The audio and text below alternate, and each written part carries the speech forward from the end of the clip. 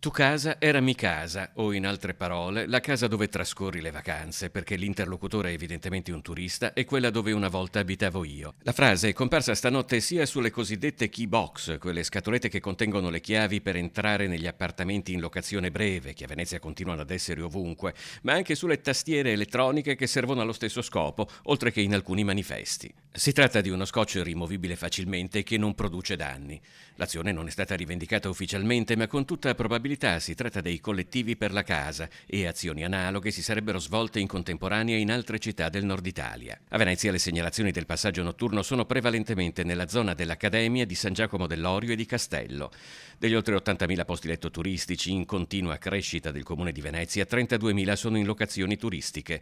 In alcuni casi gli affitti brevi di un solo proprietario coinvolgono oramai interi palazzi o in alcune calli più locazioni di più proprietari hanno occupato quasi tutti gli appartamenti.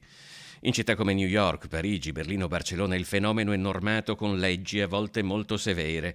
In Italia solo la settimana scorsa la Regione Toscana ha approvato la prima legge di regolamentazione degli affitti turistici nel nostro paese, riprendendo la proposta di legge di alta tensione abitativa, un collettivo nato a Venezia nel 2021. Commentando il fatto, il regista Andrea Segre, che alle locazioni turistiche a Venezia ha dedicato un film, ha osservato come questa facoltà il Comune di Venezia l'avrebbe da 2 anni, grazie all'oramai famoso emendamento presentato da Nicola Pellicani e approvato dal Parlamento con voto bipartisan.